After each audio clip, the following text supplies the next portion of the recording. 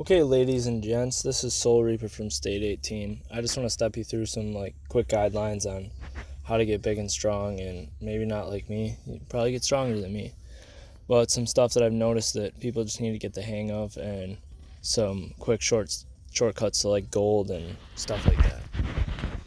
So for starters, we just did Monster Swarm. As you can see, I have reinforcements in other cities. Now, that's a good way to get a lot of points. Like, if you're a bigger player, reinforce all the smaller players, and you'll end up with a lot of points. Not only do you get the points for your march being home, you get the points for you helping your other team member kill the monsters. And normally, I might not be at the top right now, but normally I'm at the top. I did wave 10. As you can see, I can beat wave 10 with my single march in there. Most of you probably can't, but still, even if you don't beat wave 10, you still get multiple points that add up close to beating wave 10 if you keep your troops spread out in other cities. So that's one thing. No, I didn't want to do that. Here's the reward. I got damage reward 10. Where's the actual event? Right here, few rewards, alliance damage ranking, individual ranking. My rank is number 1 right now, and you cannot get 949,000 points on your own in your own city. You could have all of your troops home, and you could get 100% done on wave 10, and you still would not get as many points as me. I think you get 600,000. So if you want more points and more rewards and a higher chance of getting this extra gold and this extra XP and this wisdom medals, you need to spread your troops out. Okay, next. You guys all are going to be doing zone comm, and a lot of people in the state see me up at the top and wonder how I get so many points. How do you get 159 million points and I don't even have to spend a dime to get there? It's because I maxed out my zone comm technology. And just so you can see how good that is, actually I'll show you the prizes. Today's event, let me see if I can go back. Okay, I can't go back, but I have literally 9 chests that I can open up. And you see these little ×2s? That's the last technology. And when you look at this, so I get 300 gems ×2. I get 100 courage medals ×2. I get 200,000 gold ×2. Everything is ×2. And when you look at some of these bigger rewards, my courage medals really start to add up. And the final one, I literally get 3 million gold, and I get 4,000 gems. And it's super easy to get there because, let me show you the actual technology. Once you get in the technology, zone comm, look at this. For gathering, I get 100% increase. For building, I get 100% increase, along with an additional 100% increase. So now it's 200% points that I get, along with another 200%. So I get 400% on every single point that I get. So if I get 1 million points, I actually get 4 million points. And you can see how that can add up. So you guys are out there struggling just to get 30 million. And I know a lot of you don't want to spend money in this game, and I did spend a substantial amount of money to get to this point. But if you're going to spend money in this game, spend it on that research. You will not have to spend another dime. Just the rewards alone will keep your gold. I just went to Castle 23, and I burned probably 60 million gold, and I was down to 0 million gold. Now I have 18 million plus 4 million in there. I have 22 million gold in the last 12 hours just because of stupid rewards that I got in that event. It's crazy. It's awesome. You guys need to do it. And if you want to maximize on it, so it's building event today. Go to your daily challenge, and my best advice to you is max out your daily challenge every time that you can that day. Get that 3rd chest.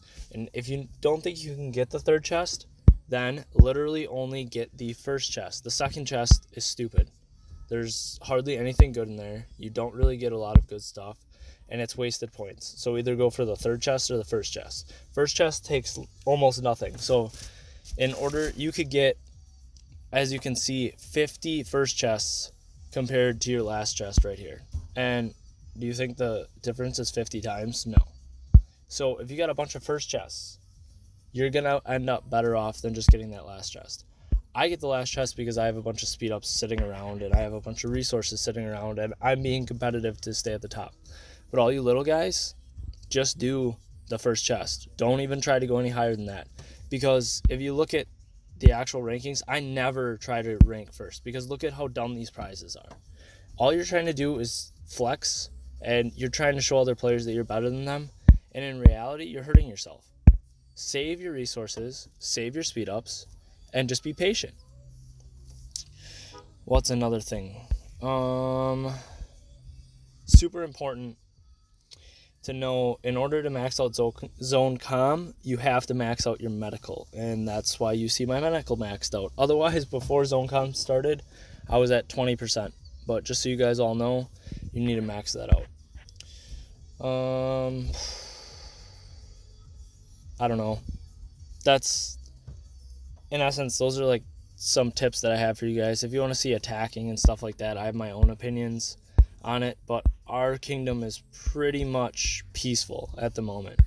So what we need to do, actually, if you're in another kingdom, you need to do what our kingdom's doing. And as you can see, we are beating these guys. We're going to beat them again, most likely. And then if we even get close, I will just spend some speed ups and gems. But see how all these people are starting to get in the top? Like when we first started this, all these people weren't trying as hard as they are now. Now their zone comm research is getting up, and it's much easier for them to get points. Now, if you want your state to succeed, you need to have some sort of NAP or like a peace treaty in the top alliances.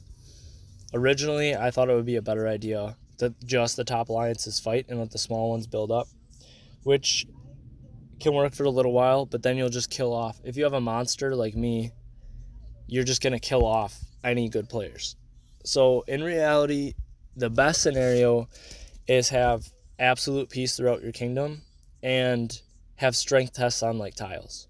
I know it gets really boring, but there's this thing called Doomsday that's going to be coming up where your alliance is going to be fighting separate alliances one-on-one, and it can happen up to 3 times a week.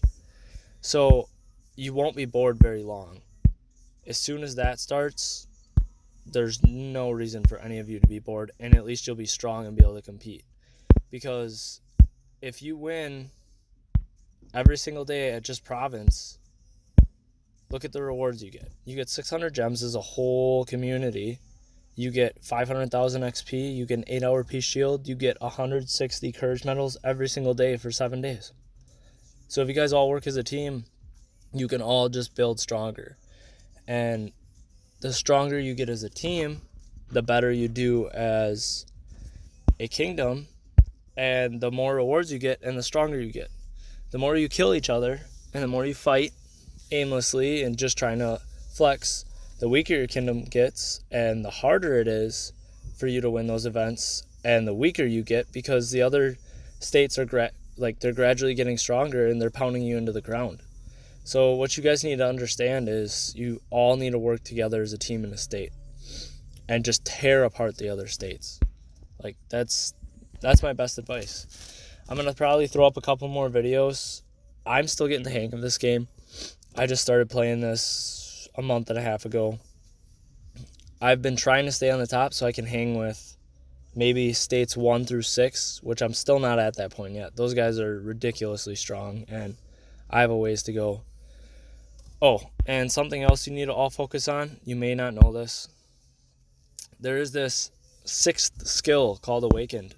When you open that up, you can march a lot more troops. So focus on getting your hero to level 35, opening that skill. Focus on one hero at a time. And preferably focus on your lead hero. And what I mean by lead hero is when you go to skills, his range is 2. So you want him at the front of the line because he can only go 2 enemies deep right now. So he won't even touch the 3rd line. If you look at dual blades, hers is 3. So I can hit 2 into the enemy lines because she's 1 position back. So 1 position is filled by my army, and then the next 2 positions are enemy armies. So she can hit 2. Heaven's Justice, right here, he can hit up to 5. You always want him in the back row, as well as Hurricane. And I believe those are the only long-range ones I have right now. All the rest, like Yama is a 2, so you want him front line, which I have him. North Rage is a 2, you want him front line, as you can see. Rough Rider I have in my second place because he has a range of 3. And basically you just want to focus on maxing out your front hero, because the higher the hero level, like say I'm fighting 35 against a 36. The 36 gets to strike first. So they get first turn, which is a huge advantage because they do first damage. So if you're doing first damage all the time, that means you get to inflict more damage and you get to start out rounds eliminating their soldiers, which is less soldiers that attack you. So what you need to understand is just try to boost your front guy first, which I went against, as you can see in my Reap effect. Legion, which is my class Legion, I have North Rage in the front as a 42, but that's because almost no one in this game has a 42 there is no one in my kingdom that has a 42, and I decimate all other states because I haven't faced any states below 17, I believe, yet. I've faced all states newer than me, so nobody's close to that. I will be maxing him out soon, and I believe he's the first one I'm going to get to 50 so that I get to go first in the turn. And if it's an even battle, I do not know.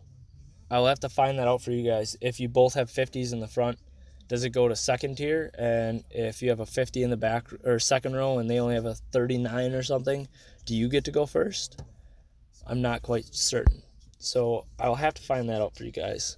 If there's any questions or anything, just drop them.